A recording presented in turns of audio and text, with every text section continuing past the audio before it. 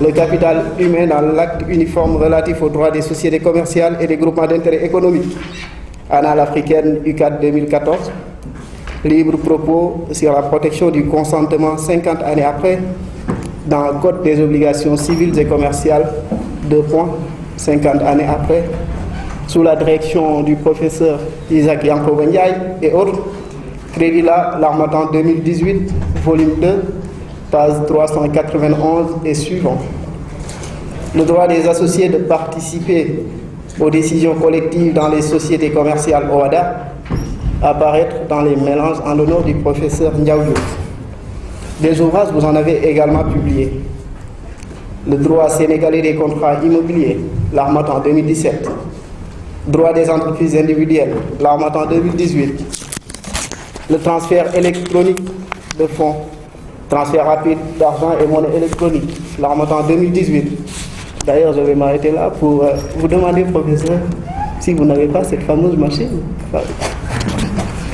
Et cet ouvrage qui nous réunit ici aujourd'hui, droit des sociétés de capitaux, l'Harmattan 2019. Mais professeur, même si vous êtes un pur produit de la faculté des sciences juridiques et politiques de l'Université de Dakar, vos enseignements ne s'y limitent pas. Vous dispensez des matières dans les universités de Saint-Louis, Gaston Berger, de Ziguinchor, Assane Seck, au centre de formation judiciaire, où vous dispensez cette année aux auditeurs de la section magistrature le cours de droit des entreprises individuelles. Depuis 2013, vous enseignez le droit des établissements de crédit et le droit foncier. Depuis 2014, le droit des sociétés, la sécurisation du crédit, le droit des contrats. Depuis 2015, le droit des entreprises individuelles et le droit de l'ingénierie financière. Professeur, vous touchez à tout. Vous avez aussi participé à des jurys de concours de 2012 à 2015. Vous avez été membre du jury du concours direct d'entrée au CFJ, Centre de formation judiciaire, sous-section greffe. En 2018, membre du concours d'entrée au Centre de formation judiciaire, CFJ encore, sous-section magistrature. Alors, s'il m'était permis un jour de décerner la plume d'or, je ferai en sorte que vous n'ayez pas de concurrent, car ce serait sans hésitation aucune que je vous la décernerai. Professeur, les sciences juridiques vous disent Djoko Ndiaye. Merci pour l'attention.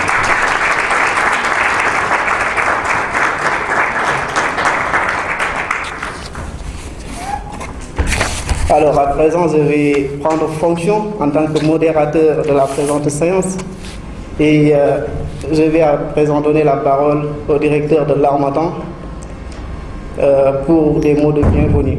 Monsieur le directeur, vous avez la parole.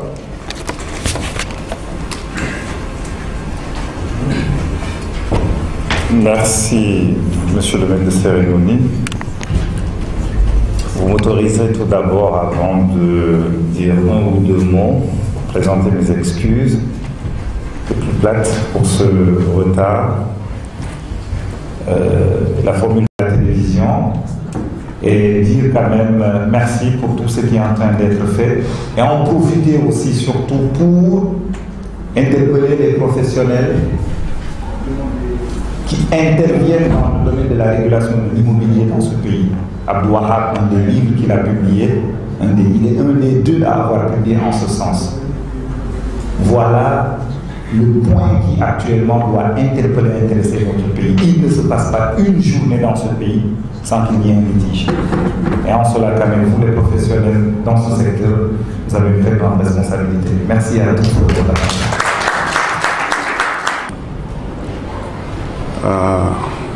La belle tradition consistant à présenter mes respects à tous qui sont ici présents, à remercier Abdou Wahab.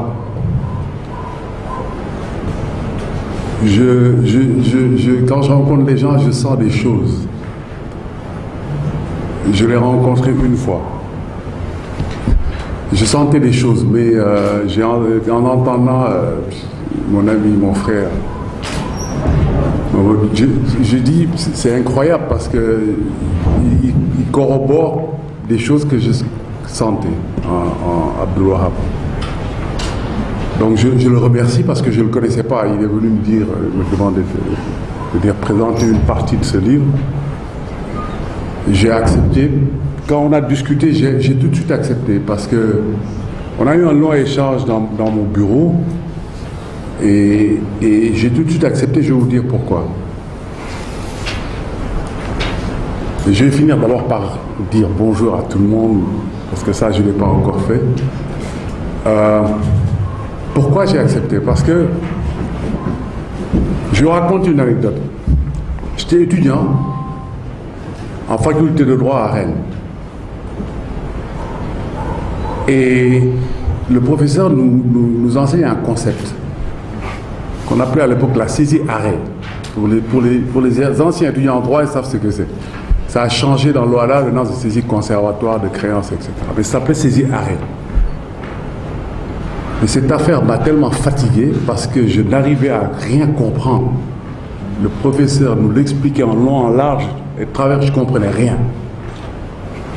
Parce que c'était très théorique. Quand je suis devenu avocat stagiaire, j'étais avocat stagiaire de M. Doudou Ndoye. Un jour, il m'appelle, il me dit, bon, tu fais une saisie-arrêt, j'ai failli m'évanouir. Parce que je dis, attends, c'est pas possible. J'y arriverai jamais. Je lui dis, maître, c'est quoi? Quand il me l'a expliqué, j'en ai voulu à mon professeur. En 2 minutes, il m'a expliqué, mais c'était d'une simplicité incroyable. J'ai dit ça parce que ça me ramène à Abdul Wahab. Cette cérémonie est importante. Et Abdul Wahab est très intéressant. C'est pour ça que j'ai accepté, parce que c'est un trait d'union. Le gros problème que nous avons dans le domaine juridique. Le deuxième point que je voulais évoquer, c'est l'importance capitale de l'harmattan aujourd'hui dans notre pays. Jusqu'à ce que l'harmattan arrive, la publication, les publications techniques par des Sénégalais étaient très rares. Parce que c'était très compliqué de se faire éditer en France, imprimer, etc. C'est pour ça que vraiment, au-delà de la relation fraternelle qui nous lie, j'ai beaucoup d'admiration pour le directeur de l'harmattan, mon frère. Parce qu'il joue un rôle capital. Et c'est un rôle majeur. Dans la jonction à laquelle j'appelais tout à l'heure, l'harmattan est un maillon indispensable. Ça. Maintenant, quand je parle de l'utilité, je donne un exemple. Disons les clauses d'organisation de la société. Ou les clauses de vote. En disant, bon, on s'entend par exemple pour voter ensemble pour qu'on distribue les dividendes. Plutôt que, pour qu'on décide de distribuer plutôt qu'on investisse. C'est théoriquement un engagement contractuel. Mais si au moment de voter, celui qui a signé ne respecte pas, qu'est-ce que tu pouvais? Il n'a pas respecté. Il ne viole pas les statuts. Donc on ne peut rien lui reprocher. Du point de vue purement corporate, du point de vue purement droit des sociétés. Mais il y a un problème contractuel. Comment on résout ça? Donc le pacte d'actionnaires ne garantit pas, en tant que tel, ne garantit pas, ne peut pas garantir son efficacité. En termes pratiques, vous n'avez jamais l'assurance que ceux qui ont signé un pacte d'actionnaires le respectent. Donc dans ce cas, qu'est-ce qui se passe? On ne peut pas forcer quelqu'un. On ne peut pas lui mettre dans un gendarme derrière en disant à l'Assemblée générale, vous allez voter comme ça. Ce n'est pas possible. Si c'est engagé à voter d'une manière et qu'il vote d'une autre manière, vous ne lui pourrez rien. Et son vote va compter parce que c'est conforme aux règles statutaires. Vous ne pouvez pas dire au moment du vote, ah non, non, non, non, monsieur le président de séance, il ne peut pas voter comme ça parce que voilà le pacte d'actionnaires. Non, ça ne marche pas. Ça ne marche pas. Mais c'est quand même un contrat. Et comme on dit, le contrat est la loi des partis. C'est-à-dire que ceux qui ont entre les parties, parce que là on est obligé d'appliquer un principe que vous connaissez tous, c'est le principe de l'effet relatif des contrats. C'est-à-dire que ceux qui ont signé le contrat sont engagés par le contrat. C'est-à-dire que si on a signé, moi et Abdul Wahab, un pacte d'actionnaires qui ne respecte pas, peut-être que dans le cadre du fonctionnement de la société, le pacte ne sera pas efficace, mais dans nos relations, il a violé une obligation préexistante. Donc il peut engager sa responsabilité. responsabilité, selon la théorie générale de la responsabilité. Donc on va devant le tribunal. Certains disent, est-ce que, parce que si nous les praticiens, on peut utiliser certaines procédures. À la veille de, si Abdou Wahab me dit, à la veille, non, moi je ne respecterai pas, je ne voterai pas. Je vais voir mon avocat qui dit, ah, moi j'ai signé un pacte d'action avec Abdou Wahab, mais il m'a dit qu'il ne respectera pas. L'avocat dit, écoute, on va aller devant le juge des référés pour lui demander de respecter son obligation. Procédure d'urgence, je demande au juge de dire, voilà, de dire à Abdou Wahab de respecter. Même si le juge dit, ok, vous avez signé un contrat, vous devez le respecter. Même là, il n'est pas obligé de le respecter. On ne peut pas le forcer. Parce que même cette décision ne contient qu'une obligation de faire. On ne peut pas l'exécuter. C'est-à-dire, il y a des décisions de justice, si quelqu'un ne l'exécute pas, on passe à une exécution forcée. C'est-à-dire, on donne à un huissier qui vous contraint. Mais l'obligation de faire, non, on ne peut pas. Ça ne peut se convertir qu'en dommage et intérêt au bout du compte. Donc, il y a un point fondamental qui est j'allais dire, sans lequel le pacte d'action ne sert à rien. C'est-à-dire, c'est la bonne foi. Il faut que ceux qui signent soient vraiment de bonne foi. C'est là qu'on peut être assuré d'une vraie efficacité du pacte d'actionnaires. Voilà, j'ai beaucoup parlé. Hein, je vais m'en arrêter là et je ne terminerai pas sans dire à mon frère que j'y pense. J'y pense, mais avec le travail, ce n'est pas toujours facile. Mais je vais venir te voir pour que tu me conseilles. Parce qu'il y a peut-être des moyens de le faire sans trop subir les conséquences du travail. Et puis d'ailleurs, ça tombe bien parce que j'en profite. Hein. Je vais venir te vendre un projet d'un jeune collaborateur dans mon cabinet qui est en train de travailler sur un domaine pas très bien connu. C'est sur les marchés financiers, dans l'UEMOA. Elle a un doctorat. Et je lui ai conseillé de faire un livre. Mais pas un livre, et ça je fais une petite parenthèse, que mes amis de la fac m'excusent. Hein. Parce que quelquefois il y a des livres, c'est la thèse réduite. Non, c'est pas bon.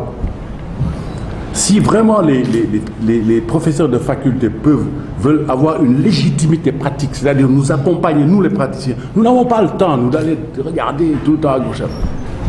Il faut que, même quand ils veulent écrire un livre qui sort d'une thèse, ce serait bien de rencontrer des praticiens, de préparer un projet de livre, de les rencontrer, de voir quelles sont les dimensions pratiques. Ça donne beaucoup plus de portée. Ça donne plus de portée à leur livre. Parce que nous, on est très intéressés, quand il y a un point qu'on nous pose, d'aller tout de suite chercher un livre. Pour voir qu'est-ce que dit la théorie. Quels sont les... Voilà, ça nous aide dans notre pratique professionnelle. Mais quand on va chercher un livre, on va voir un gros bouquin, enfin un peu réduit, parce que c'est la thèse réduite, on l'ouvre un peu, on ne voit rien, on pose parce qu'on n'a pas de temps à perdre. Hein, excusez-moi, je ne veux pas vous offenser, mais on a besoin, non, en fait c'est un appel, hein, on a besoin de vous. Nous, praticiens, on a besoin de vous, mais dans une approche plus pragmatique. Ça vraiment, c'est un appel sincère que je lance. Hein, et puis d'ailleurs, moi, il faut qu'on fasse un laboratoire à la fac, tous les deux. Hein, moi, je viendrai avec les étudiants. C'est intéressant. Avant qu'ils sortent, il faut qu'on leur donne un sens pratique. Moi, une fois, j'ai fait... Abdoulaye Sarro m'a invité à faire un cours sur les saisies immobilières. Je rencontre... Ça fait 25 ans. Je rencontre encore des étudiants qui me le rappellent. Parce qu'ils ont senti que c'était un plus. Hein? On va faire une expérience avec Abdou Wahab. On va faire un laboratoire. Hein? Tous les trois, oui. On va faire... Non, mais c'est vrai. C'est utile. On va faire un laboratoire où ce que Abdou Wahab va enseigner, parce que lui, c'est un excellent trait d'union, nous allons venir essayer d'illustrer, de montrer des choses pratiques. Et je vous assure, moi, depuis que cette histoire de saisie arrête, je me suis rendu compte de la distance entre la théorie et la pratique. Cette affaire m'a pas... J'ai passé des nuits à l'apprendre. Et Doudou Ndoye me l'a réglé en 2 minutes. Hein? Donc, je pense que ce laboratoire pourra et puis même par rapport à ce que j'ai dit au professeur, pourra être un lieu de rencontre, que les praticiens rencontrent les professeurs, leur disent voilà, nous butons sur telle difficulté d'analyse dans notre exercice pratique. Est-ce que ça ne vous intéressait pas de poursuivre la recherche sur ce point, etc. Je pense que quelque chose comme ça pourrait faire progresser le droit dans notre pays. Désolé d'avoir été si long. Merci.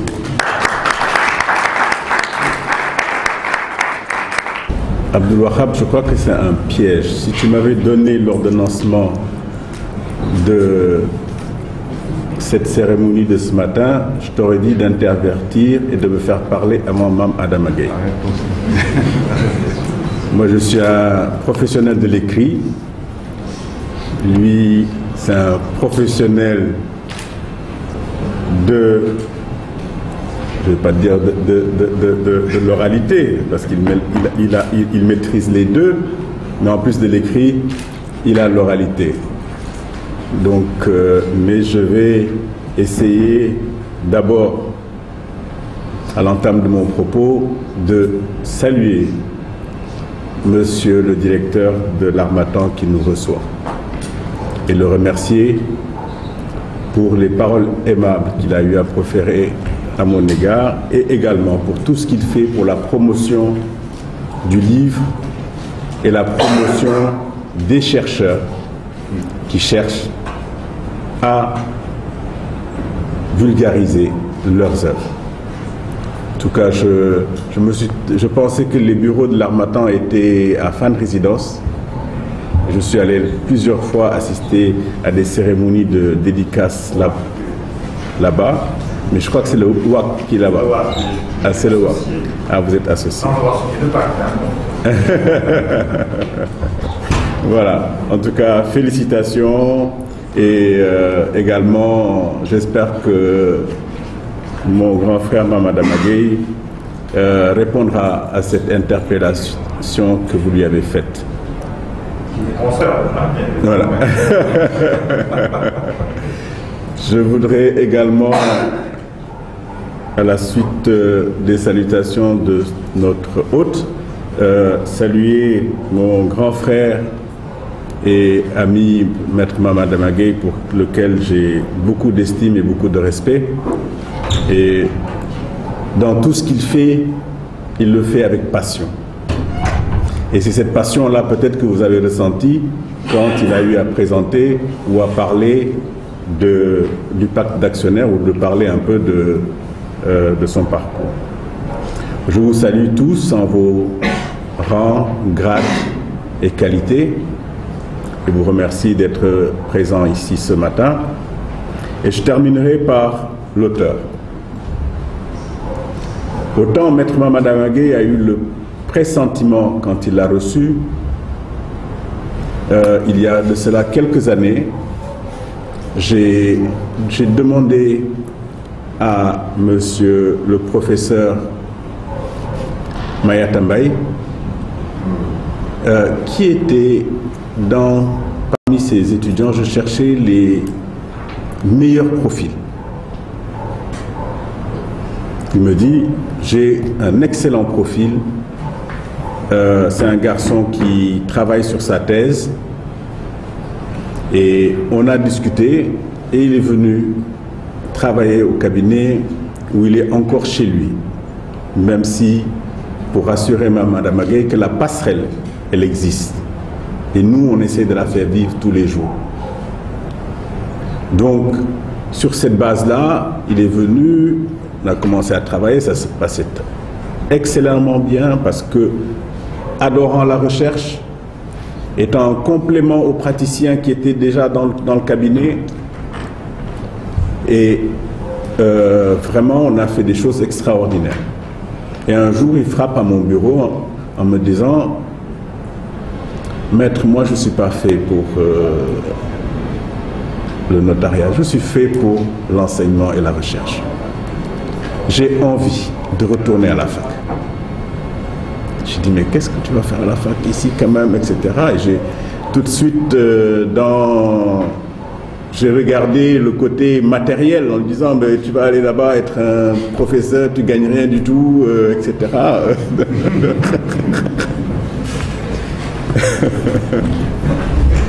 Et il m'a dit c'est ça que j'ai envie de faire. Et aujourd'hui quand je le vois, je suis fier et ça me rappelle une citation de Paulo Coelho qui dit que quand on veut quelque chose et qu'on le veut profondément, on dirait que toutes les forces de la nature convergent pour que cela puisse se réaliser. Et c'est ce qui s'est réalisé pour lui aujourd'hui, parce que il est devenu un professeur émérite, reconnu par ses pairs et reconnu au-delà de ses pairs. Mamadama disait tout à l'heure, toujours cette nécessité de trait d'union entre la théorie et la pratique. À chaque fois quand il est venu me voir avec sa thèse, ça faisait à peu près une épaisseur comme ça. Il dit je vais en faire un bouquin. Je dis non. Si tu le fais, personne ne le lira. Cette thèse renferme plusieurs bouquins parce que c'est très bien fait. Il faut aujourd'hui peut-être voir comment la réécrire pour que les non-praticiens du droit et les praticiens du droit puissent s'en inspirer. Et je pense que depuis quelques années, ce qu'il a fait, il a fait un ouvrage remarquable que si vous ne l'avez pas lu, je vous conseille de le lire, sur l'immobilier, sur le crédit bail où aujourd'hui il fait référence. Donc voilà un peu ce que je voulais dire sur l'auteur et le remercier pour son estime et pour son affection et l'honneur qu'il me fait de me faire intervenir d'abord pour préfacer son ouvrage et ensuite pour intervenir ici ce matin. Il a insisté parce que j'aime pas, je ne suis pas, comme je l'ai dit tout à l'heure, je ne suis pas à l'aise dans l'oralité. Je suis un professionnel de l'écrit. Il a insisté, je dis non, non, non, moi je ne viens pas. Mais comme je ne peux rien lui refuser, je suis là ce matin et je vais peut-être en quelques mots, parce que autant j'étais pas content de l'ordonnancement, mais l'ordonnancement a un sens. Parce que pourquoi le législateur a créé ou a institué la SAS, c'est parce que tout simplement éviter les contournements qui ont toujours été faits avec des pactes, conventions extra-statutaires qui n'avaient pas toute leur efficacité. Et une loi, elle est faite pour régir des rapports, elle est faite pour régler les problèmes entre les parties et les investisseurs ou les associés des SA, des SARL n'étaient vraiment pas satisfaits, étaient à la recherche de solutions. Et c'est pour remédier donc à ces inconvénients que le législateur OHADA a institué en 2014 une nouvelle forme de société appelée la société par action simplifiée. Je n'irai pas dans des définitions, je crois que le livre le traite très très bien, mais l'idée maîtresse était d'offrir aux utilisateurs une forme d'organisation de l'entreprise dont l'essentiel des règles de fonctionnement viendrait d'une part des parties elles-mêmes et d'autre part de la réglementation. Parce qu'au niveau de la réglementation, elle est quand même si, comme on dit, c'est une société par action simplifiée. Donc, beaucoup de règles qui la régissent sont inspirées de la société anonyme. Mais on offre une souplesse qui permet de régler ces différents problèmes. Maître Mamada Magueye en a parlé tout à l'heure, les clauses de sortie, la détermination du mode de direction, etc. Tout ce qui n'était pas permis dans les SARL et les SA. Et ce qui fait peut-être aujourd'hui le succès de ce type, ou en tout cas de cette forme de société. Qu'est-ce qu'elle offre réellement? Une certaine souplesse. Souplesse quant à son mode de fonctionnement et de direction, une souplesse quant à la prise des décisions et une souplesse quant à la transmission des titres. Si vous vous référez aux dispositions qui la régissent, on vous dira que les statuts fixent librement les conditions de fonctionnement et de direction de la société, notamment les conditions de révocation et de nomination des dirigeants,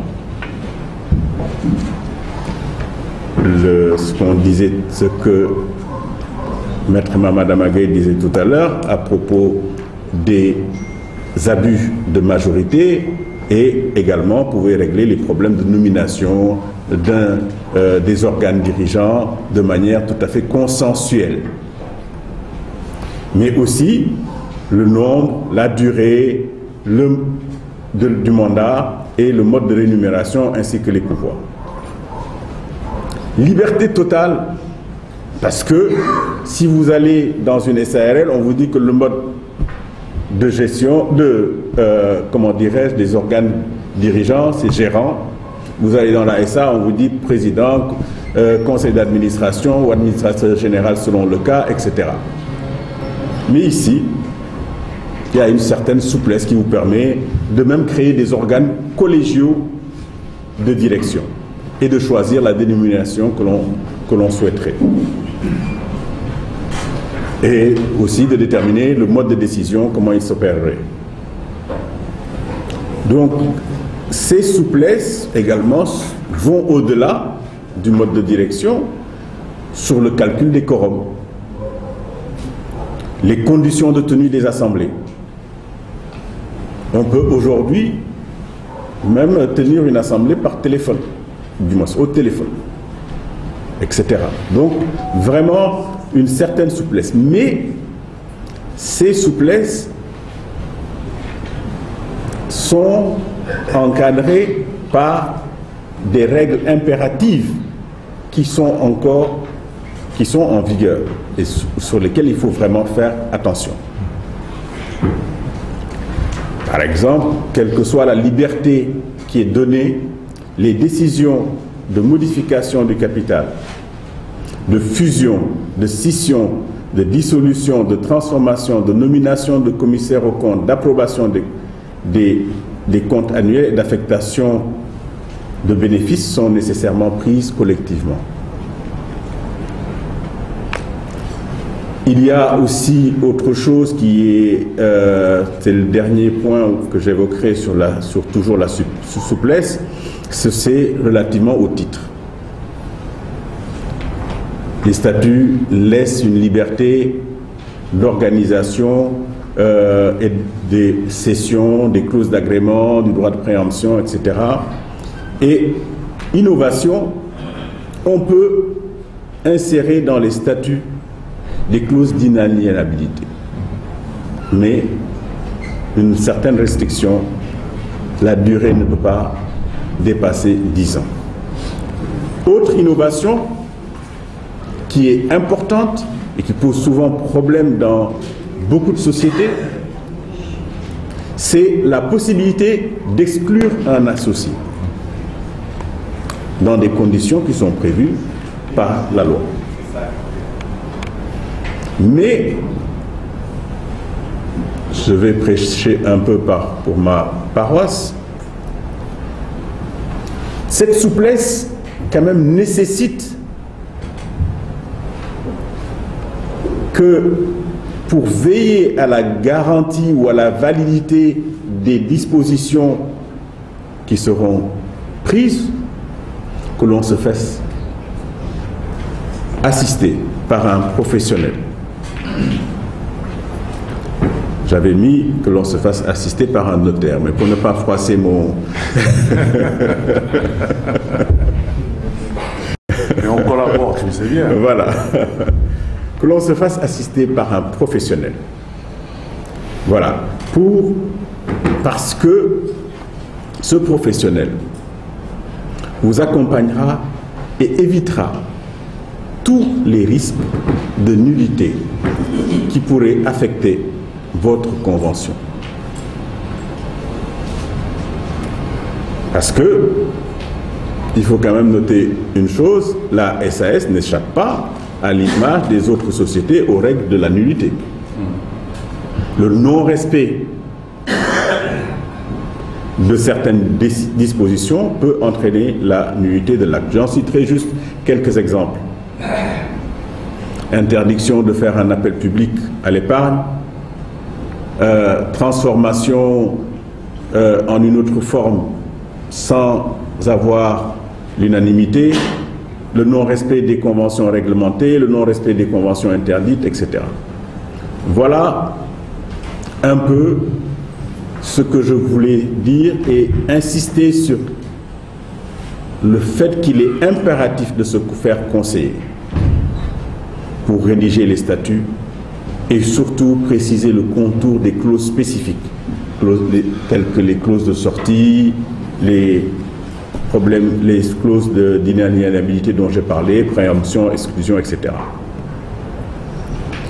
Voilà un peu ce que je voulais dire sur la SAS et également, Maître Mamad Amagué en a parlé tout à l'heure, l'intérêt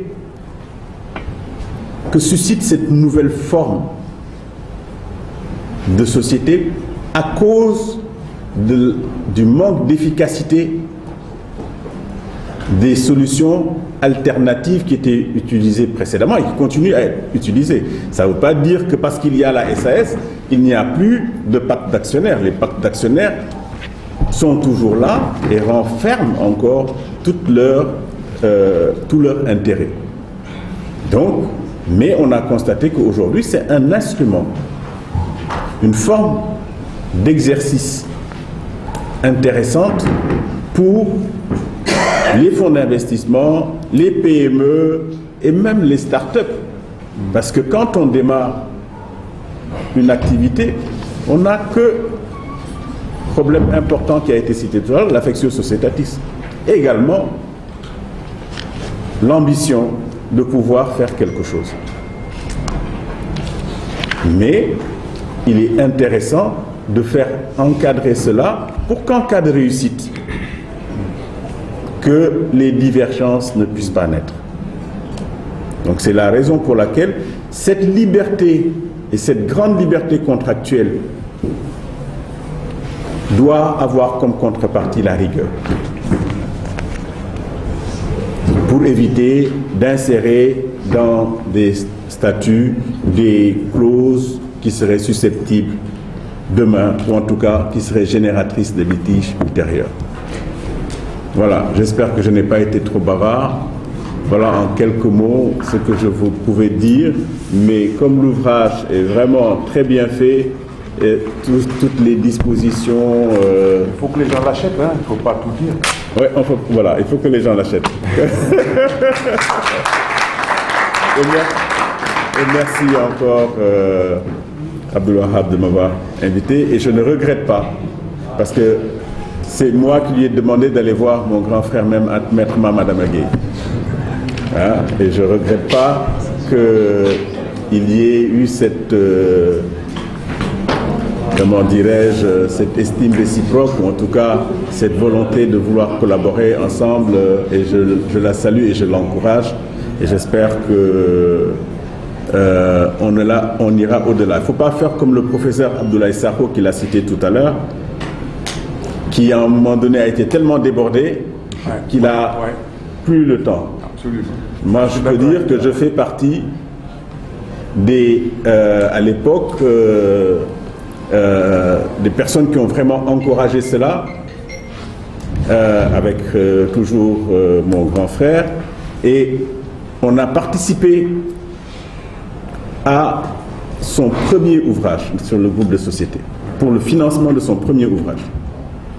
Et on a travaillé avec lui, on a, quand il y a eu les actes uniformes, on a, ce qu'il n'a pas dit tout à l'heure, on a fait un ouvrage à 4. C'est le premier, hein? Oui. Sur les actes uniformes, avec le professeur Abdoulaye Sakho, maître Mamana Gueye, l'expert comptable Sakhir Diagne et moi-même. J'espère que d'autres initiatives comme ça, je vois certains de mes collaborateurs qui sont dans la salle et pour lesquels j'ai beaucoup d'estime et pour lesquels également je pense qu'ils ont un avenir très prometteur et je veux qu'eux reprennent la relève et que cette relation qui existe entre eux et Wahab puisse donner demain, en tout cas, qu'ils puissent faire des ouvrages ensemble, qu'ils puissent faire des choses ensemble, qu'ils continuent de travailler ensemble parce que nous, on est un peu en pré-retraite. Merci pour tout. Merci. Donc heureux alors de pouvoir me retrouver ce matin en famille de sang, mais aussi en famille de cœur. Vous me permettez alors de remercier, parce que je disais tout à l'heure à Maître Ndiaye et à Maître Gueye que j'étais très bien entouré aussi, parce que entouré par deux des plus éminents praticiens du monde des affaires au Sénégal. Vous serez d'avis avec moi, je pense, sur cela. Maître Mam Adama Gueye n'est plus à présenter, Maître Amadou Moustapha Ndiaye non plus. Honoré alors suis-je, jeune enseignant de l'Université Anta Diop de Dakar, de pouvoir parler par devant eux, de pouvoir parler à leur côté. Surtout d'être entre les deux. Merci, cher maître. Merci. Merci encore aussi, une fois de plus, maître Madame Gueye, parce que comme vous avez eu à le soulever tout à l'heure, automatiquement vous avez accepté. Pourtant, j'allais vous exposer en vous demandant de parler de cet ouvrage. Parce que quelque part, j'ai été un peu égoïste et profitard en me disant que si Maître Adama Gueye en parle, les gens diront que l'ouvrage est bon. Donc il faut qu'il en parle. Parce que concernant Maître Amadou Moustapha Ndiaye, si c'est lui seul qui en parle, ça sera un peu subjectif. Il a eu un appel tout à l'heure, non-rapport, et je prie le bon Dieu pour ne pas trop parler de ça. Je prie tout simplement le bon Dieu pour qu'il préserve cette relation que j'ai avec vous, mais aussi que j'ai avec tous vos collaborateurs. Il y en a qui sont déjà là, qui sont des amis, qui sont des frères. Vous me permettez aussi, mais cette fois-ci je ne remercie pas, je veux juste féliciter. De chez Anta Diop où je suis, nous avons récemment été honorés par des collègues, chers maîtres. Pour vous dire qu'il y en a aussi des collègues qui continuent à essayer de tout faire pour porter ce flambeau de nos aînés, les professeurs Abdoulaye Sakho, Ndiaw Diouf, Isaac Yankhoba Ndiaye, entre autres. Et récemment, on a été auréolé au concours d'agrégation du CAMES. Dans cette salle, je suis honoré de compter 2 majors au concours d'agrégation.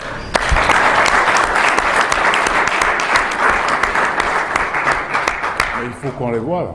Absolument. Cette faculté qui m'a tant donné, la faculté des sciences, je vais les appeler, ils sont là-bas derrière. Mais qui se lèvent, qu'on les voit. Que les agrégés se lèvent si possible. Ouais, mais levez-vous qu'on vous voit. Ah ouais. Ils sont là derrière, donc je vous vois si vous ne levez pas. Il y a Ndeye Sophie Diandir qui s'est levé tout à l'heure. Il y a Sidi Alpha Ndiaye. Il y a El Hadj Samba Ndiaye. C'est que si vous ne voulez pas, je ne sais pas s'il y en a d'autres qui sont dans la salle.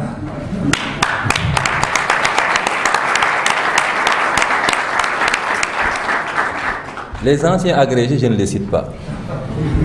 Non, je ne vais pas les citer parce que bon, très bien quoi. Très bien. C'est les nouveaux agrégés qui sont à la mode. Et pour revenir, pour être beaucoup plus sérieux encore par rapport à nos agrégés, chers maîtres, cette année, en droit privé, Dakar a fait 100%. Parce que beaucoup de Sénégalais ignorent, le concours d'agrégation est une compétition d'université, est une compétition de pays. Notre pays, nos candidats y vont en portant les couleurs de notre pays. Par la grâce de Dieu, il y en a qui ont ouvert la voie, c'est la génération des professeurs Diaw Diouf, Isaac Yankhoba Ndiaye, ils ont été nos premiers, et Moussa Samb. Après cette génération, il y a eu la génération du professeur Abdoulaye Sakho et les professeurs Aminata Cissé Niang et autres.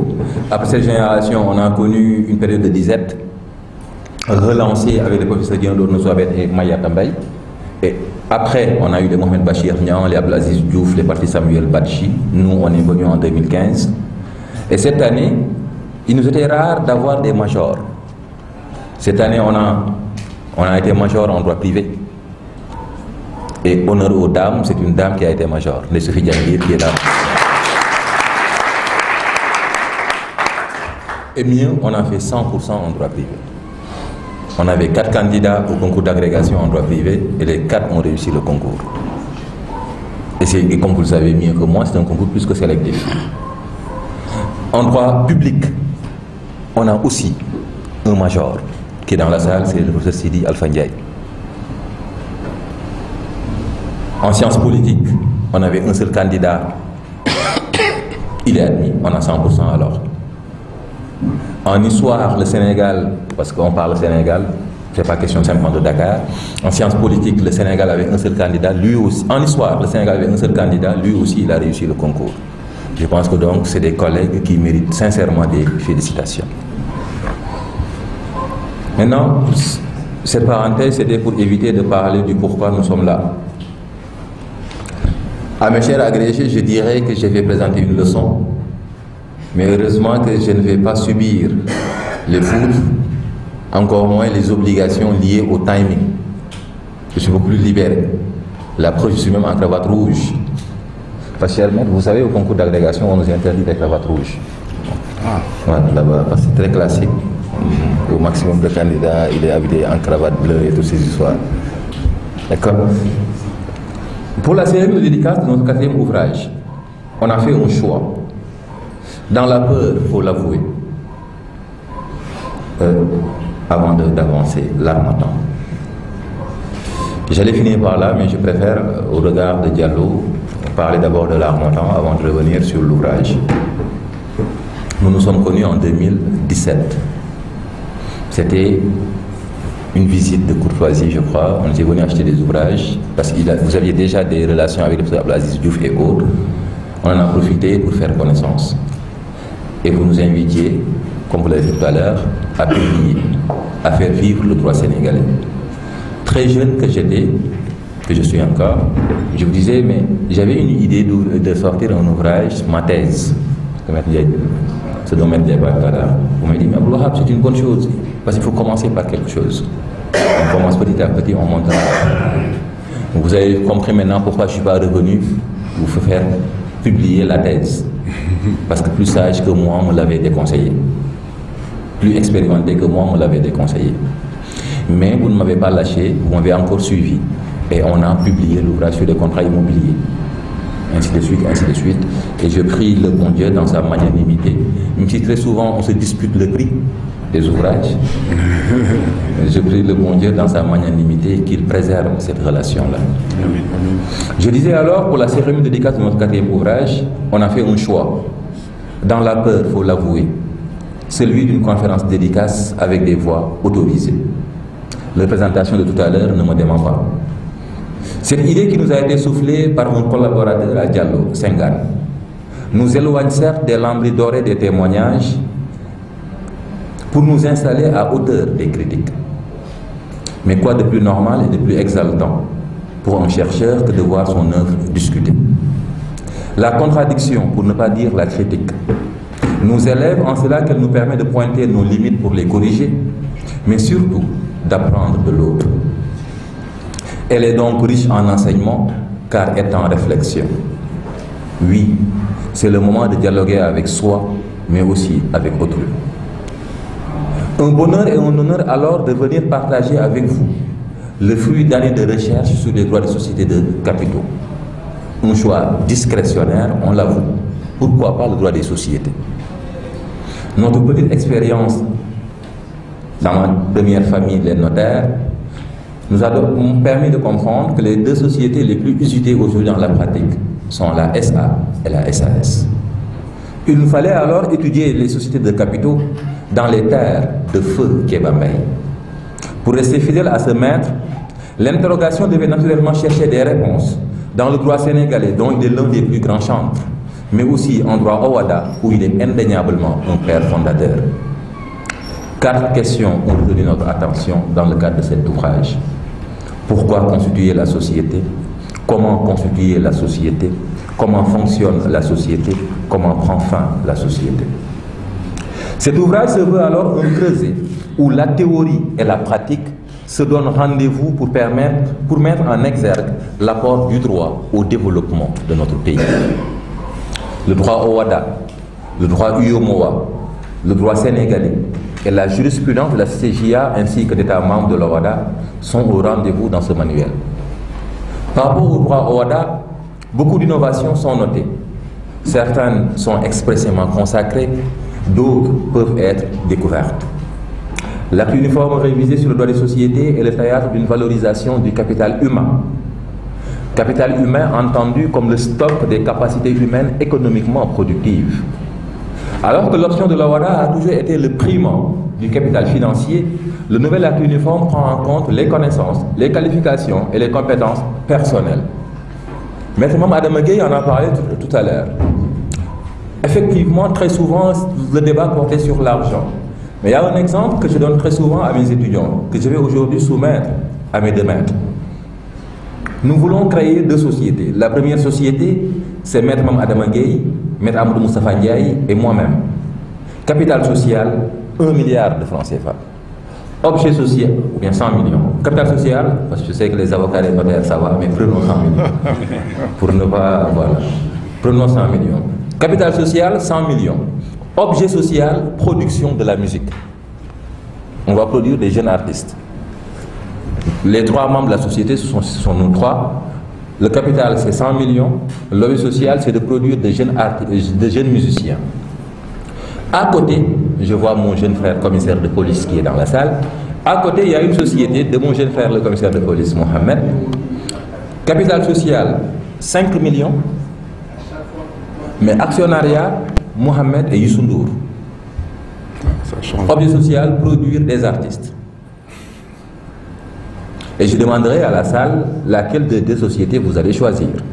La société avec 100 millions où il y a nous 3, ou la société avec 5 millions où il y a Youssou Ndour. Pas photo.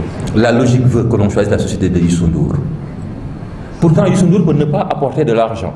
Pourtant, en termes d'argent, 100 millions vaut plus que 5 millions. Mais la seule présence de Youssou Ndour va justifier le choix. Et Youssou Ndour pouvait alors apporter simplement son nom en apport en industrie. Et pour cela, ayant compris cela, le nouvel acte uniforme a redéfini le régime de l'apport en industrie pour permettre à ce que l'on puisse apporter notre nom, à ce que l'on puisse apporter notre background, à ce que l'on puisse apporter notre carnet d'adresse.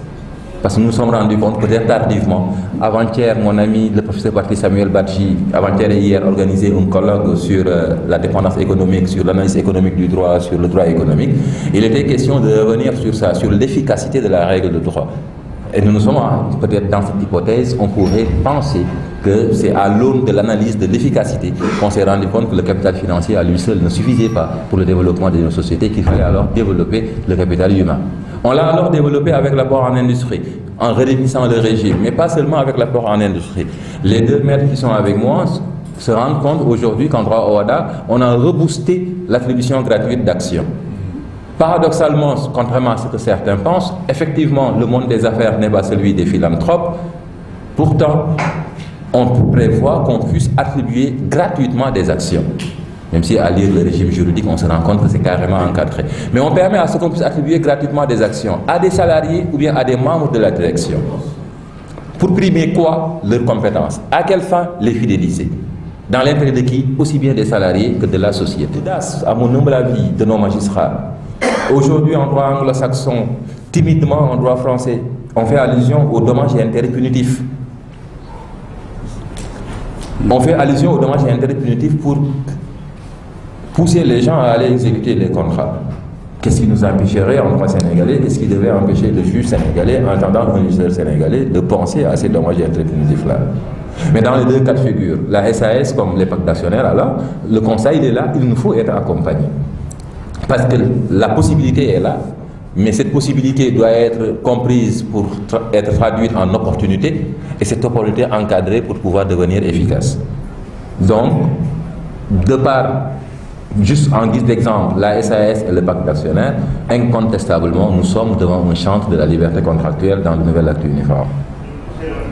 Par rapport au capital social, il y a aujourd'hui une volonté manifeste de la part du législateur Awada de déconnecter l'acte de création de la société commerciale des fonds nécessaires au financement de l'activité. Il a toujours été de règle, l'acte uniforme de 1997, on nous disait la SARL, capital social minimum 1 million, la SA, capital social minimum 10 millions ou bien 100 millions lorsqu'elle fait appel public à l'EPA. Aujourd'hui, en droit sénégalais, je reviendrai sur le pourquoi je précise en droit sénégalais. Aujourd'hui, en droit sénégalais, à part la SA, dans toutes les autres sociétés, il n'y a pas de minimum qui est fixé. Vous fixez librement le montant du capital social.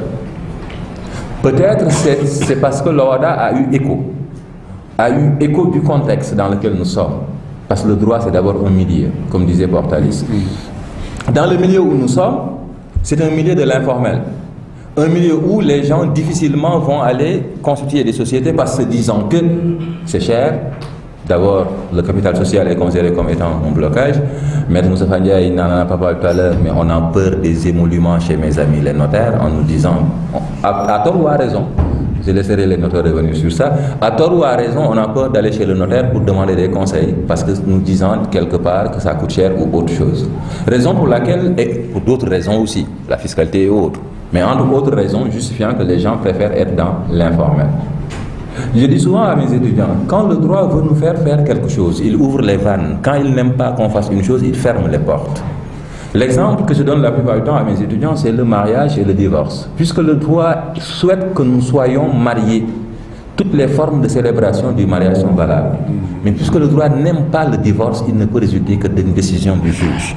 Ben, ici aussi, on a ouvert les vannes. Il n'y a plus de minimum qui est exigé, à part la SA, dans toutes les autres sociétés. Constituez-vous avec ce que vous avez. Surtout qu'on a développé l'apport en industrie en droit Awada. Donc les partis fixent aujourd'hui librement le capital social, le montant du capital social. Donc les conditions de création de la société sont donc allégées pour favoriser la formalisation. Mais le législateur Awada n'a pas ignoré la nécessité de financement. Pour cela, le choix semble être fait pour un financement par le public, avec le renforcement du régime des valeurs mobilières. Avant de venir sur les valeurs mobilières, le financement par le public, là c'est un appel que je lance parce que heureusement que nous avons deux voix autorisées dans notre pays autour de cette table, Maître Adam Gueye et Maître Amadou Moussa Fandiaye. Le droit Awada favorise les valeurs mobilières. Mais une parenthèse, je pense que le droit UEMOA devrait l'accompagner sur cette question. Aujourd'hui, une chose a été copiée des États-Unis, appliquée en France et en germination au Maroc, dans le Maghreb, et inconnue chez nous. C'est le crowdfunding. Né aux États-Unis, adopté aujourd'hui en France, ça bourgeonne au Maroc, dans le Maghreb, mais nous, on est encore dans l'attente. Et il n'y a pas financement, à mon humble avis, il n'y a pas financement beaucoup plus accessible. Donc ça, c'est une parenthèse. Parce que pourquoi je parle de l'UEMOA? Parce qu'en réalité, c'est l'UEMOA qui bloque. C'est l'UEMOA qui bloque parce que l'UEMOA fait un monopole pour les banques par rapport à la réception de fonds du public. Donc c'est ce monopole-là de la réception de fonds du public qui va constituer un frein à l'application du crowdfunding sous nos sièges. Et je pense que la preuve lorsque l'UEMOA a un peu ouvert les vannes sur la monnaie électronique, les avantages indéniables qu'on a pu déceler de là-bas devraient permettre de convaincre l'UEMOA pour encore revenir, pour permettre le crowdfunding. Donc, si on revient à notre sujet, on a renforcé les valeurs mobilières. Et dans ce renforcement des valeurs mobilières, outre la dématérialisation, un choix fort est porté sur les actions de préférence. Aujourd'hui, en droit OHADA, et on essaie d'y revenir dans l'ouvrage, il y a le renforcement, il y a d'abord la définition, mais aussi l'aménagement d'un régime carrément pour les actions de préférence. Ces actions qui accordent des avantages particuliers de toute nature. Ces actions qui permettent à la société de pouvoir tailler sur mesure des avantages à un associé, à un actionnaire.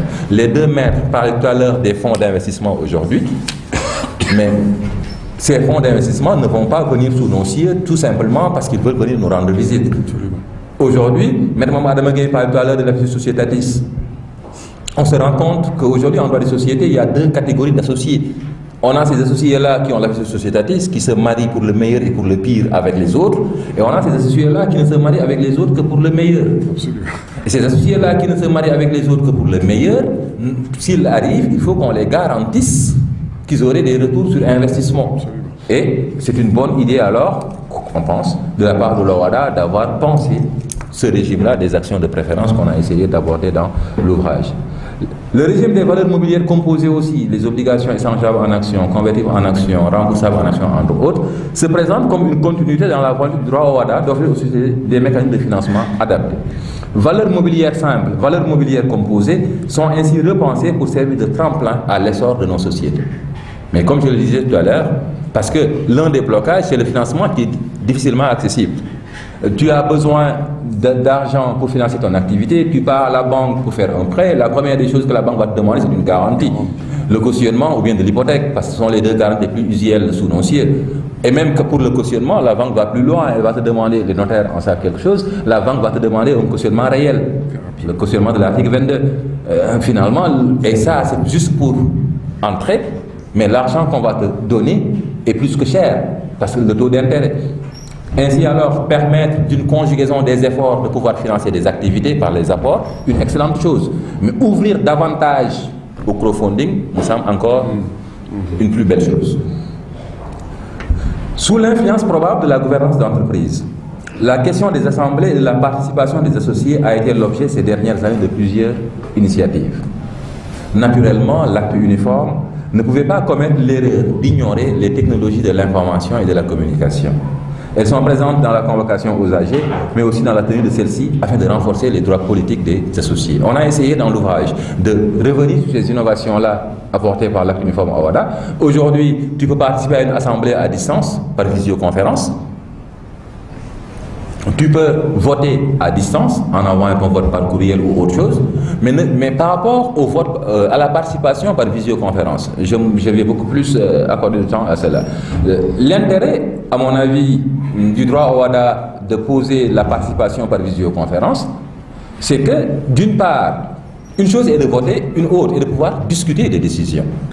Or, quand tu participes par visioconférence, tu participes à la discussion. Tu participes au débat, et nous savons que de la contradiction jaillit la vérité, jaillit la lumière. En participant au débat, ton vote peut évoluer. Donc tu participes au débat et tu votes aussi par visioconférence. De Singapour, tu peux participer à une assemblée générale qui se tient à Hambourg. Je préfère ne pas dire à Fatick parce que ça fait partie des blocages. Ça fait partie des... Pourquoi j'ai pas cité Fatick, ma ville natale? Ça fait partie des blocages, pourquoi? Parce que le vote par visioconférence, ça suppose aussi que le net fonctionne, le réseau fonctionne, l'électricité ne coupe pas. Absolument, absolument. Et donc, il y a cette ambition-là de l'OHADA, mais que nos États doivent aussi, à mon avis, accompagner. Tenir une assemblée générale à distance à Fatick, par visioconférence, ben, c'est à vos risques et périls. Voilà, même si c'est la ville du président de la République. Ces innovations ne sauraient permettre d'occulter le renforcement de la protection des dirigeants. Aujourd'hui, avec l'exigence d'un juste motif, parce qu'avant, c'était la révocation ad nutum qui est toujours là, mais on n'avait pas besoin de se justifier. Aujourd'hui, pour un peu protéger les dirigeants et prendre en considération les parachutes dorés, on a introduit l'exigence d'un juste motif par rapport à la révocation, sinon on paye des dommages et intérêts. Il y a aussi les avantages liés au régime de l'administrateur provisoire, à celui des sociétés déconcentrées. J'appelle société déconcentrée la succursale et le bureau de représentation, qui serait, à mon humble avis, ces sociétés déconcentrées-là, des pistes de réponse à ces multinationales-là qui voudraient d'abord tâter le terrain sénégalais avant de venir s'y installer. On a aussi la société en participation, on a les groupes de sociétés, entre autres. Au-delà de ce que prévoit expressément l'acte uniforme, il y a ce qu'il permet. Dans ce registre, on ne peut pas citer l'opération coup d'accordéon dont parle tout à l'heure M. Madame Gueye. Il y a la joint-venture aussi. Et par rapport à la joint-venture, Maître Amadou Moustapha Ndiaye, aujourd'hui au sein de l'OHADA, il y a un débat sur est-ce qu'il ne faudrait pas légiférer par rapport à la joint-venture. Dans l'ouvrage, moi j'ai une position qui m'est personnelle, que je défends dans l'ouvrage. Pour moi, on n'a pas besoin de forcer d'abord de réglementer la joint-venture, car je me dis, la société en participation, la SAS, les pactes d'actionnaires, si on les combine, on peut retrouver une joint-venture. Mais au-delà de tout ça, on doit laisser un peu de souveraineté à nos États. Au Sénégal, de dire s'il veut exiger des joint-ventures ou pas. À chaque État, ses intérêts. Aujourd'hui, nous, on pense pétrole, on doit pouvoir exiger une joint-venture en matière pétrolière. Mais le Mali, est-ce que le Mali doit pouvoir exiger une joint-venture? Le Mali qui cherche des investisseurs. Donc, je me dis, il serait plus bon de laisser à chaque État le soin. Les possibilités, le droit OHADA, en l'état actuel, à mon humble avis, permet la joint-venture. Maintenant, doit-on en faire une exigence? Pour moi, on devrait laisser cette souveraineté-là à nos États. À côté de l'OHADA, l'ouvrage revient sur les apports de l'UEMOA. Surtout, la loi uniforme relative aux entreprises d'investissement à capital fixe, présente au Sénégal depuis 2007. On parle tout à l'heure des fonds d'investissement et autres. En droit UEMOA, on a légiféré sur ça depuis 2007. Là, nous avons affaire à des investisseurs professionnels. Ce que je disais tout à l'heure, ces associés-là qui ne se marient avec la société que pour le meilleur, mais pas pour le pire.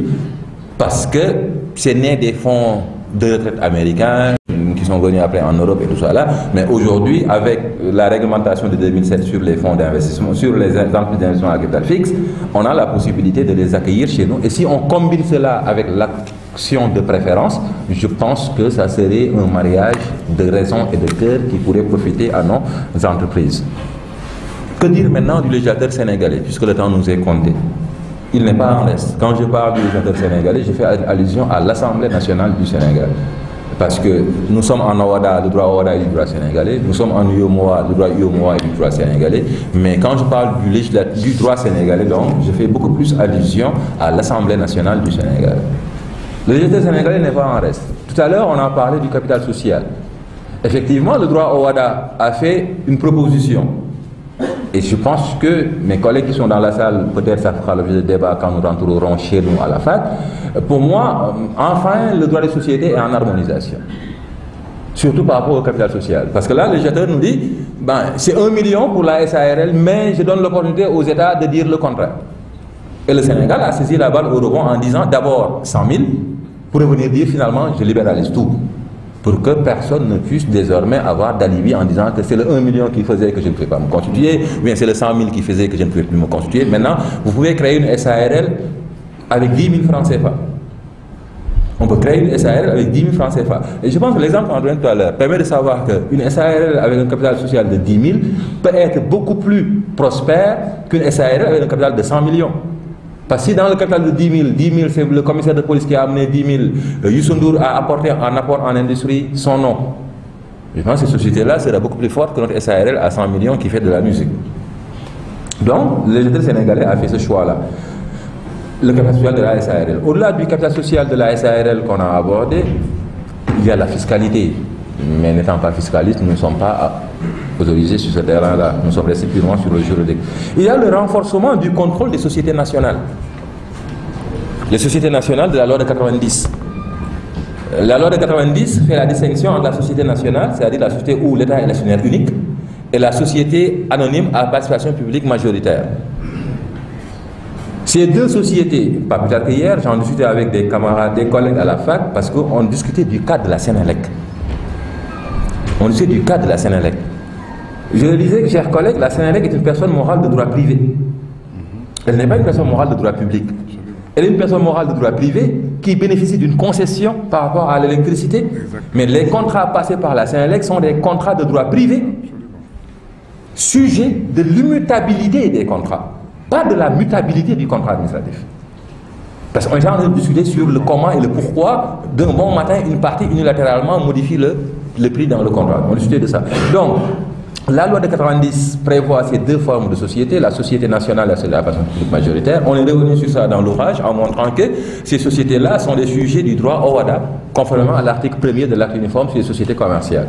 On les applique le droit au WADA. Donc on l'applique à la Sénélec, on l'applique au port autonome de Dakar, on l'applique à la LONASE qui est une société nationale parce que l'État est national unique, mais on lui applique le droit au WADA. À toutes les sociétés-là, on les applique le droit au WADA. Mais l'intérêt maintenant d'en parler dans l'ouvrage, c'est quoi? Parce qu'il y a une particularité sénégalaise sur la question. La réforme constitutionnelle de 2016. Je n'ai pas beaucoup en parler, que le professeur Sidi Alpha Ndiaye qui est dans la salle soit rassuré. Je vais faire du droit constitutionnel. La réforme constitutionnelle de 2016, décriée, mais qui comporte quand même des éléments positifs. En son article 81, la nouvelle constitution du Sénégal, à la suite de la révision de 2016, permet aux commissions de l'Assemblée nationale de convoquer les directeurs généraux des sociétés nationales, la LONASE par exemple, pour les entendre en commission à l'Assemblée nationale. Donc en plus du contrôle classique qui existait, les directeurs généraux des sociétés nationales peuvent être convoqués devant l'Assemblée nationale en commission pour être entendus, même si la société est de droit privé. Donc ça renforce carrément le contrôle et on comprend que ce sont les deniers de l'État qui y sont. Au-delà du contrôle avec la loi de 2016, il y avait déjà le contrôle par la Cour des comptes. La Cour des comptes contrôle les sociétés nationales, mais aussi les sociétés à participation publique majoritaire. Et ce contrôle cohabite avec le contrôle exigé par l'OHADA. En d'autres termes, ces sociétés nationales qui sont la plupart du temps des SA ont des commissaires aux comptes obligatoirement, mais au-delà, et ça c'est le droit OHADA qui s'applique, au-delà de ça maintenant, on a le contrôle par l'Assemblée nationale et le contrôle par la Cour des comptes. Donc le droit sénégalais, tant bien que mal, essaie d'accompagner. Ça c'est ce qu'on a abordé dans l'ouvrage. Il y a d'autres mesures de la pratique, l'APEX, et la fiscalité entre autres. Mais ces éléments-là, nous ne les avons pas abordés. Beaucoup de choses. Mais messieurs, dames, la perfection n'est pas de ce monde. Mais il est permis de noter que d'une conjugaison des normes OHADA, UOMOA et sénégalaises, des efforts tangibles ont été faits pour un développement de nos sociétés commerciales et par ricochet du Sénégal. Naïvement, en effet, nous avons l'impression, qui finalement est devenue une conviction, que c'est au secteur privé de créer des emplois, de porter le développement économique. Lui trouver un climat d'investissement favorable était donc un gage de réussite de sa mission. Un droit au service de l'économie semble bourgeonner sous nos cieux. Ainsi, des retours de la pratique par rapport à l'efficacité des normes édictées, des réformes devraient pouvoir intervenir pour renforcer ou améliorer la législation. Et nous serons là, maître, Inch'Allah, pour les accueillir dans les rééditions de l'ouvrage.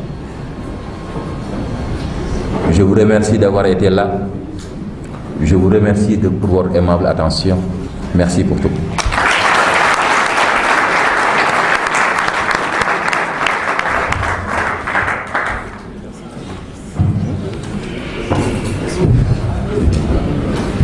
Merci beaucoup, professeur, pour ce cours magistral.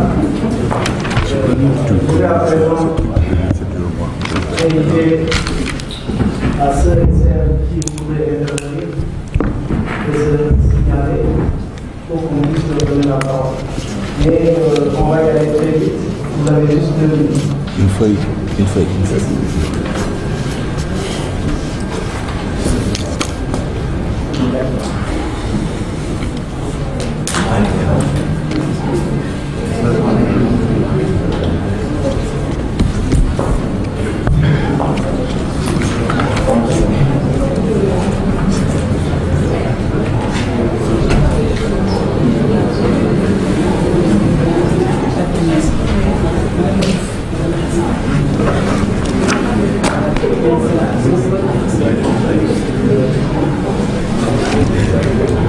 Alors, j'invite Madame à venir.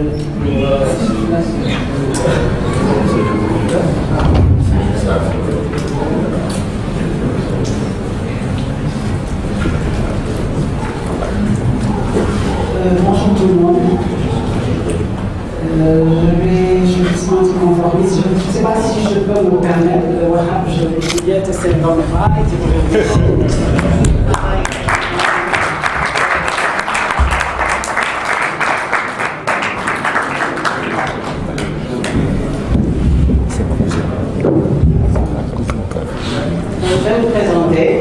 c'est faquiné, je suis désolé aussi pour d'abord le Yalana, mais bon, il m'a laissé ici pour aller prendre le phare.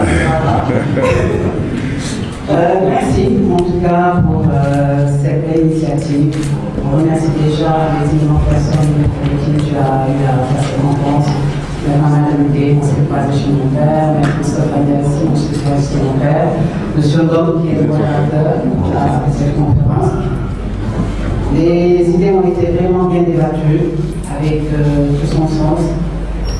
Tu es en train de faire un excellent travail, et je parle au nom de la famille et au nom de moi-même.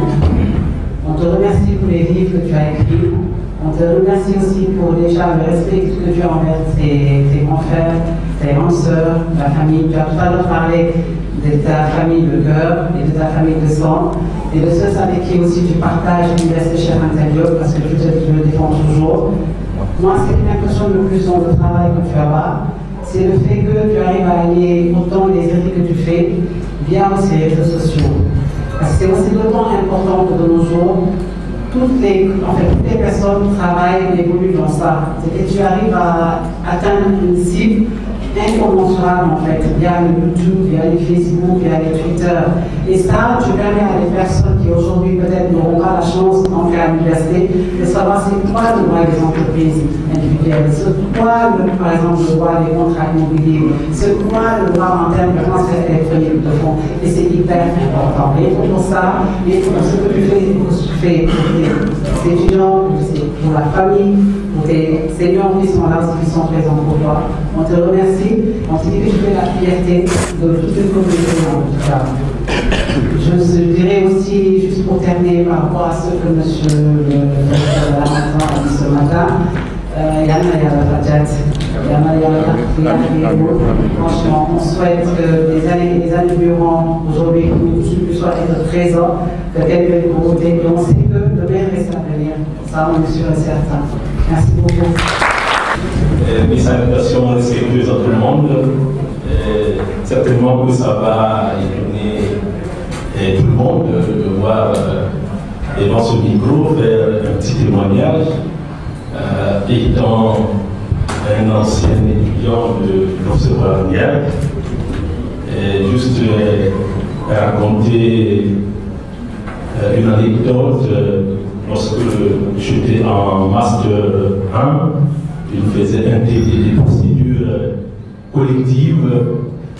Lorsqu'il nous expliquait, c'était un commentaire d'un article de l'acte uniforme sur les procédures collectives, lorsqu'il nous expliquait comment comprendre une disposition et un article entre l'esprit et la lettre de la loi. C'est là que j'ai retenu de ce grand professeur qu'il était quelqu'un qui avait des qualités intellectuelles, pour ne pas exagérer, hors norme. Et je voulais quand même vraiment le féliciter pour faire ce témoignage parce que, comme l'a si bien dit Madame Diouf, et sur les réseaux sociaux, il abat un travail colossal. Et je discutais même avec le professeur Thomas, est-ce qu'aujourd'hui, même à l'université, on ne permettrait pas aujourd'hui les professeurs qui font des contributions sur les réseaux sociaux, que cela soit pris en compte parce que nous apprenons beaucoup, et surtout du professeur Wahab. Et je tenais vraiment à faire ce témoignage pour lui. C'est quelqu'un qui nous aide à travers ces différentes contributions intéressantes qu'il cesse de faire, surtout sur les réseaux sociaux. Et nous en appelons certainement pour notre vœu, certains professeurs peuvent investir cet espace-là pour nous permettre vraiment d'apprendre parce qu'ils ont beaucoup à nous apprendre. Et je vous remercie, professeur, vraiment. Et je suis votre fervent admirateur, si je puis le dire, parce que vos contributions, parfois sur Facebook, nous éclairent. Et c'est cela, moi qui viens du Congo-Brazzaville, j'arrive dans une belle faculté où je trouve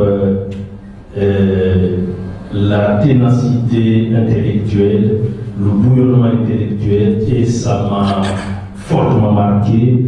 Et je voudrais encore vous souhaiter vraiment une belle carrière et vos ouvrages. Je pense que j'en suis à 2 ou 3 ouvrages et félicitations encore. Merci. Bonjour à tous. Bon, je viens pour faire un témoignage.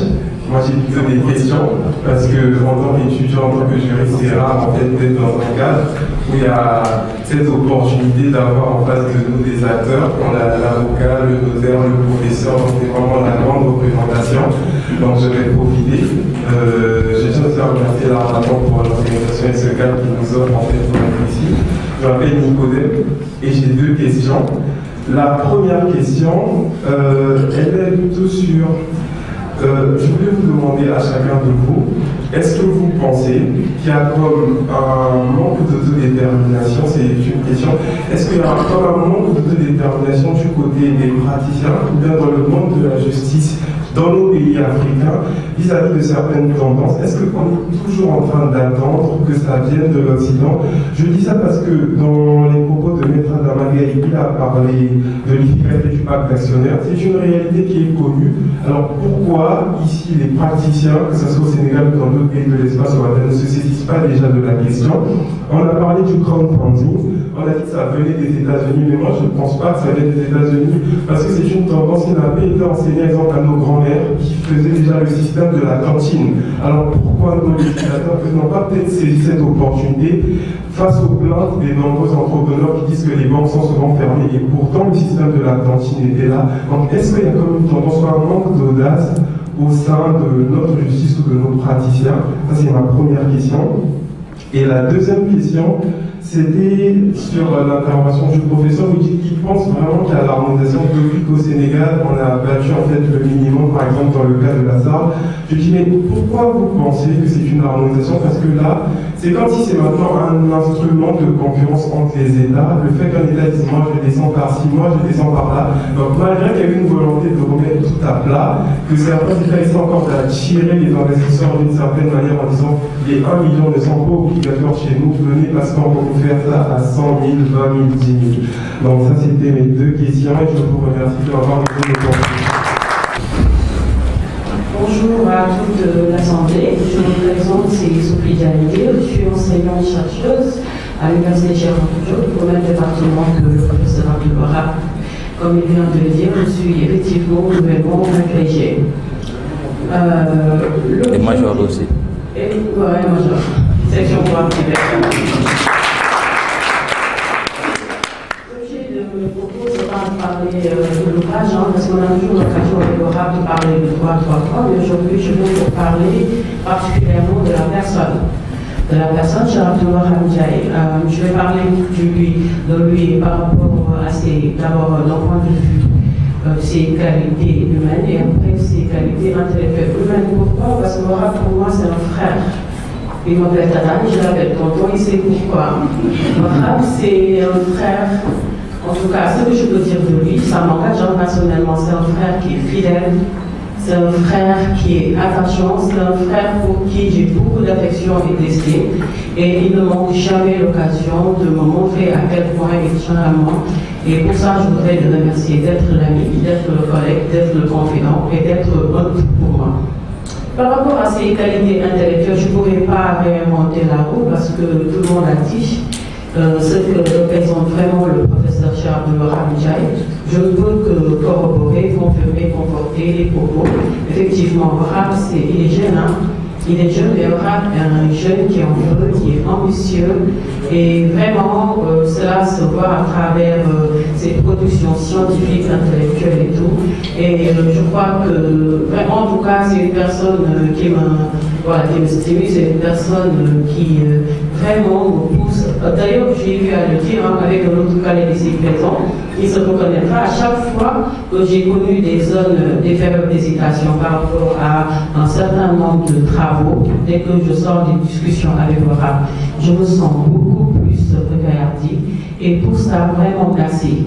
Vraiment, tu es un modèle, une référence.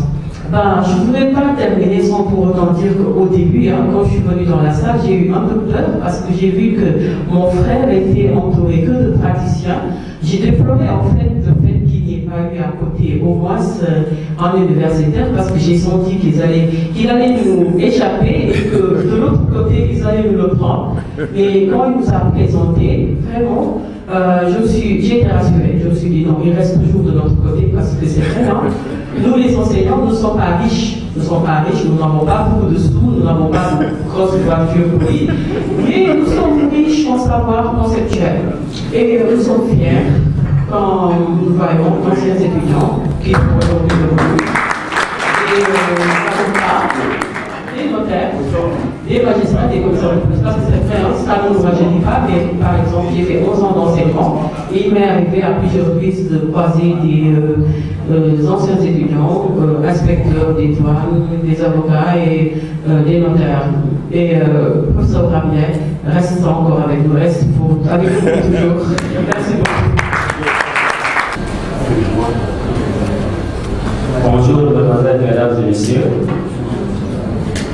Je m'appelle Ibrahim Diol, un formateur en droit et en génération dans les universités privées. Et je suis un disciple de M. Cheikh Abdoulaye Abdaï. J'écris sur le droit de rétractation. Normalement, je ne devais pas prendre la parole à côté des géants, mais j'ai appris du tigre au givreux que parler n'est pas aisé, mais de rien dire n'est pas bon non plus. Et c'est la raison pour laquelle je suis tenu une obligation de parler à l'université Péré. M. Cheikh Abdoulaye Abdaï, je le connais gentil, correct et discipliné. C'est un homme d'action, un homme de réflexion. Vraiment, il est pour moi une université ambulante. Il nous accompagne toujours dans nos recherches. Et le prophète Mohammed, paix salut sur lui, avait dit que l'encre d'un savant vaut mieux que le sang des martyrs. C'est la raison pour laquelle je vous encourage dans cette lancée et que les théoriciens ont besoin de vous, les praticiens également ont besoin de vous. Vous, si vous avez besoin des théoriciens et praticiens. Parce qu'il faut qu'il y ait, par exemple, une sérieuse complémentarité entre la théorie et la pratique. Car un grand philosophe du nom de Karl Marx disait que la théorie sans la pratique est stérile, mais la pratique non éclairée par une théorie est condamnée à perdre dans les élèves. Donc il faut faire la somme des deux. Je vous remercie. Dans l'exposé, le professeur Wahab en a parlé. Le droit doit être quelque chose de dynamique. Et effectivement, c'est aux acteurs du droit d'avoir un peu de hardiesse, un peu d'audace. Parce qu'on ne peut pas tout écrire, on ne peut pas tout mettre dans les textes.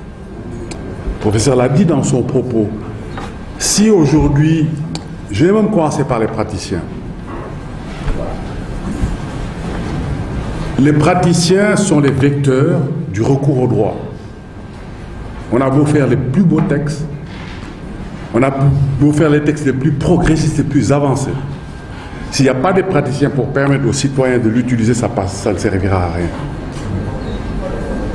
Donc les praticiens ont la responsabilité d'acquérir des compétences solides dans tous les domaines du droit. Je donne un exemple pour montrer les cas. Et je le dis avec beaucoup de facilité parce que je me bats la coulpe en tant que praticien. La législation communautaire mais est un creuset extrêmement intéressant pour les populations, pour les citoyens communautaires de la communauté.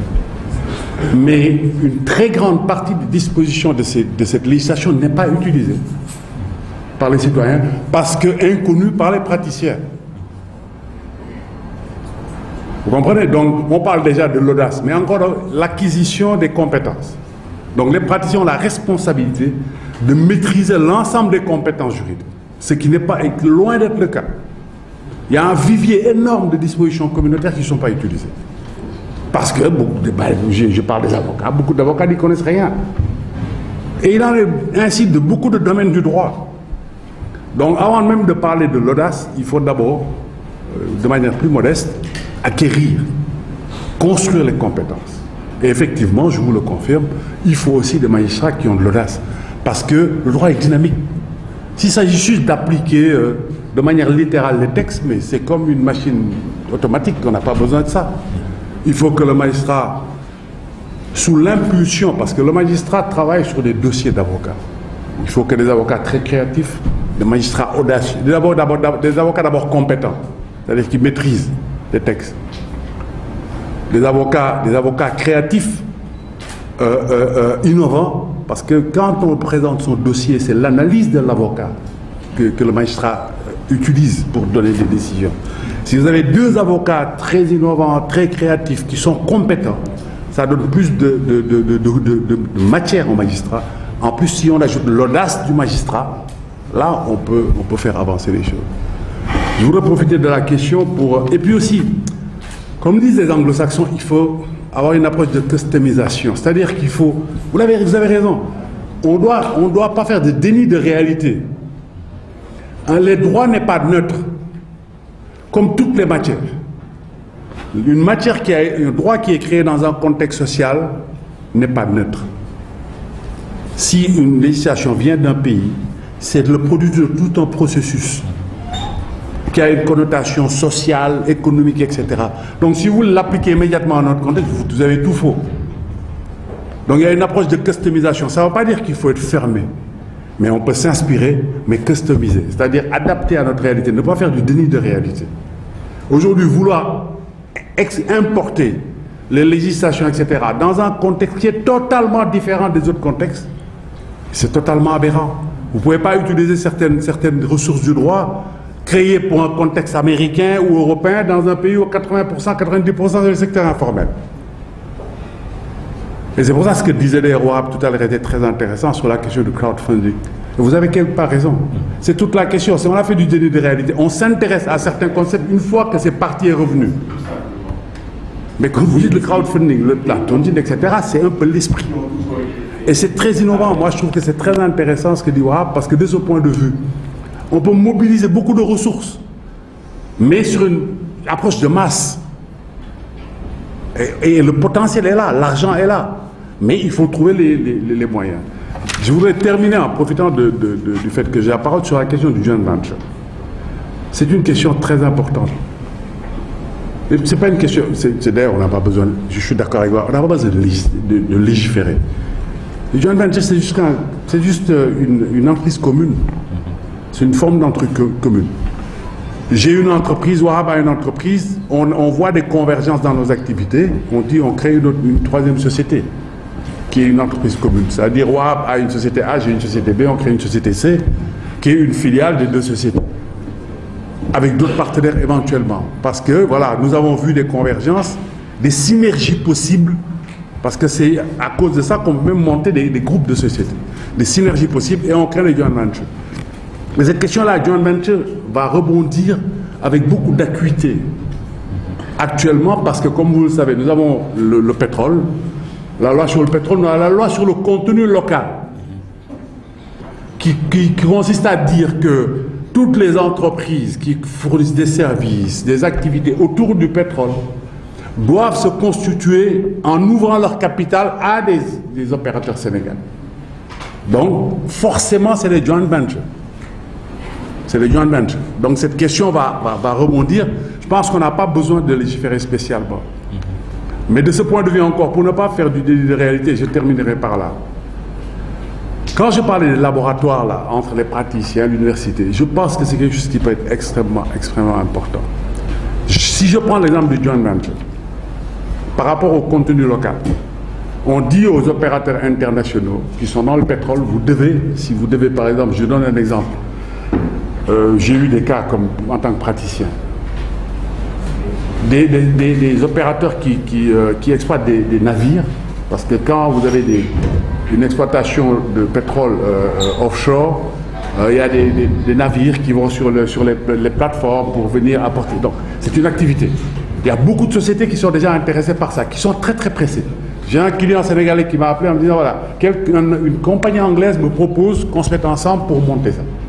Bon, je signale en passant que on a encore beaucoup de retard parce que la loi elle a été votée, le décret d'application n'est pas encore sorti. Donc il y a des gens qui sont là, qui ont leur business, qui veulent monter, qui ne peuvent rien faire. Mais la question que je posais tout à l'heure par rapport au contexte, si vous imposez à la société anglaise A de travailler avec la société B, ou pas forcément B, on lui dit vous devez mettre des opérateurs sénégalais. Mais toutes les sociétés, aujourd'hui on a une question qui est de plus en plus prégnante, c'est la question de l'éthique dans le business. Toutes les multinationales ont des standards éthiques extrêmement élevés. Même moi, quand ils me prennent comme avocat, ils me font signer des engagements en termes d'éthique. A fortiori quand tu vas entrer en partenariat avec quelqu'un. Donc il y a une forte question d'ajustement éthique. Parce que les gens vous diront, bah blessé, aujourd'hui il y a un concept dans le business international qui est le KYC, Know Your Customer. On ne fait jamais d'affaires avec quelqu'un qu'on ne connaît pas. Parce qu'il y a la question du risque de réputation. Parce qu'aujourd'hui, avec les réseaux sociaux dont on parlait tout à l'heure, les multinationales, en une seconde, la réputation peut être ruinée. Et quelquefois, comme le disait Wahab, l'efficacité d'une entreprise, ce n'est pas tout le temps que l'argent. En une seconde, une entreprise peut disparaître. Voilà des questions qui sont des questions qui nous interpellent, nous les juristes, praticiens, théoriciens. C'est pour ça que je disais, et je rassure Madame Dir, Ngarale Amna, voilà bon, Ngarale. Vous avez peur qu'on prenne, on ne va pas le prendre. Mais il faut qu'on fasse du Ngarale. C'est-à-dire que vous soyez à l'université et que vous soyez aussi dans le champ de la pratique. On en a besoin. On a besoin de vous. Hein, pour, sur ces questions-là, faire en sorte que le droit soit un vrai vecteur de développement. Doit être aujourd'hui quelque chose. Vous allez aujourd'hui dans un institut comme Sciences Po à Paris. Il y a très peu de professeurs titulaires. Les 90% des professeurs intervenant à Sciences Po sont des praticiens qui ont d'abord commencé par la fac pour se retrouver dans le monde des affaires. Donc je pense qu'il ne faut pas qu'on ait de crainte, il faut qu'on puisse aller un peu plus dans ce domaine-là. Sur le contenu local, sur la joint venture, etc. Je pense, et même la sous-traitance qu'on n'a pas évoquée. Tout ce qu'on a au niveau de l'acte uniforme permet aujourd'hui de le faire. Au Sénégal, parce que la loi sénégalaise de 2010 dit, pour les avocats, pour les universitaires agrégés, d'accord, mais démissionner d'abord des universités.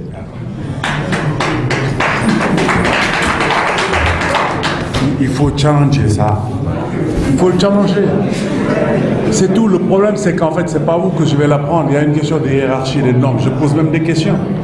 Comment la loi sénégalaise peut empêcher l'application d'une loi communautaire? Mais il faut le challenger. Parce que moi, personnellement, je pense que ce serait une grosse richesse pour l'ordre des avocats d'accueillir des professeurs, d'accueillir des praticiens. Moi, je n'ai pas de problème avec ça. C'est la même chose. On a un ordre, et je le dis, hein, je ne le cache pas, je l'ai déjà dit. On a un ordre qui est très frileux. Même on a des compatriotes avocats en France qui ont créé des carrières d'avocats, qui veulent revenir. Bon, c'est normal de les soumettre à un test pour qu'ils apprennent la législation locale. Mais leur exiger d'aller faire l'examen d'avocat, bon, c'est vrai qu'il y a des dispositions qui permettent, quand on a été 10 ans inscrit dans un barreau, de pouvoir venir faire le contrôle de connaissance, d'être inscrit comme avocat étranger. Mais au total, on constate une grande frilosité qui n'est pas bonne, parce que je pense que l'ordre gagnerait à s'ouvrir à ces professionnels, que ce soit des enseignants ou des avocats qui viennent d'ailleurs. Mais bon, c'est là, il faut challenger. On est dans un état de droit théorique, bon, il faut challenger ça. Donc, chers collègues, j'ai porté votre combat, même si je n'attends pas les résultats personnellement. Je suis prêt à me constituer pour les professeurs qui sont constitués. Donc, je m'en vais maintenant, mesdames, mesdemoiselles et messieurs, vous remercie encore une fois de plus du fond du cœur d'avoir été là, d'avoir échangé avec nous, d'avoir partagé avec nous. C'était ça l'objectif, c'était ça l'ambition. Parce que comme vous le savez, c'est dans le secret de nos bureaux que nous écrivons nos ouvrages. Mais ces ouvrages-là sont destinés à la communauté scientifique. Ces ouvrages-là sont destinés au public. Ces ouvrages-là, au même titre que mes étudiants, parce que je le dis très souvent à mes étudiants, il y en a qui sont déjà dans la salle, je le dis très souvent à mes étudiants, même nous, agrégés, même si nous le devenons, nous n'échappons pas à la critique. Nous n'échappons pas à la possibilité d'être corrigés scientifiquement parlant. Donc, j'ai soumis ça. Il y a des observations qui seront naturellement prises en compte dans les éditions à venir que nous souhaitons par la grâce de Dieu. Et encore une fois de plus, merci à vous, mais aussi merci à ces deux messieurs du droit des affaires sénégalais. Merci Ibrahim.